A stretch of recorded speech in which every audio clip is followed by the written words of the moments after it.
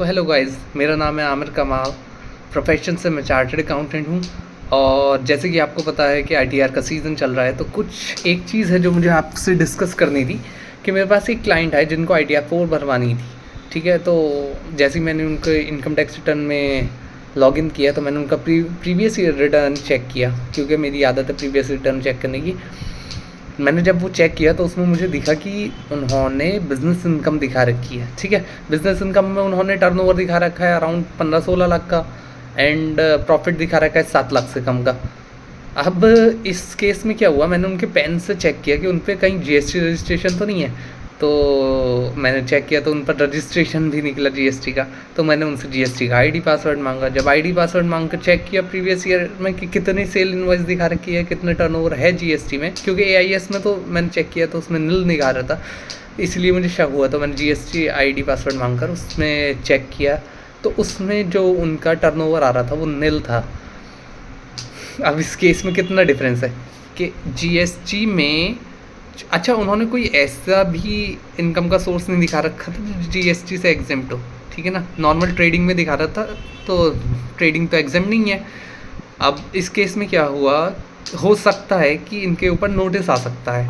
अब नोटिस में क्या मांगा जाएगा इनसे, नोटिस में मांगा जाएगा जी इनकम टैक्स रिटर्न में आपने 16 लाख का टर्नओवर दिखाया।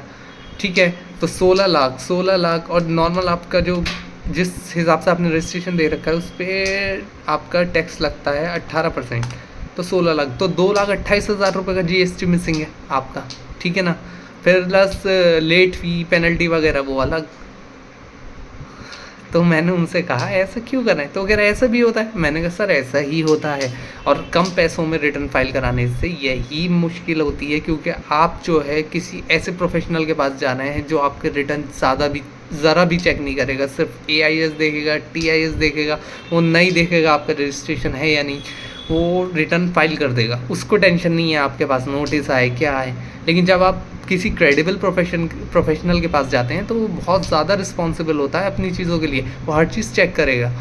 तो इसलिए मैं कहता हूँ कि कम पैसों में आईटीआर भरवा सकते हैं, लेकिन प्लीज़ प्रोफेशन की क्रेडिबिलिटी चेक करें या खुद ही रिटर्न फाइल कर लें, थोड़ी बहुत नॉलेज हासिल करें, लेकिन ऐसे उल्टे सीधे रिटर्न ना फाइल करें जिससे कि आगे आपको परेशानी आए। अब नोटिस आता है तो बहुत काफ़ी सारी इश्यूज़ उसमें खुल जाते हैं, उसके लिए अभी मेरे पास टाइम भी नहीं है, काफ़ी लंबा प्रोसेस है उसका। तो इन चीज़ों का ध्यान रखें। कोई ज़्यादा पैसे चार्ज कर रहा है तो डजेंट मीन कि वो ज़्यादा चार्ज कर रहा है तो किसी वजह से चार्ज कर रहा है, उसको नॉलेज होगी या वो आपके रिटर्न को अच्छे से खंगालेगा फिर काम करेगा। तो इसलिए किसी अच्छे प्रोफेशनल से अपना आईटीआर फाइल कराएं।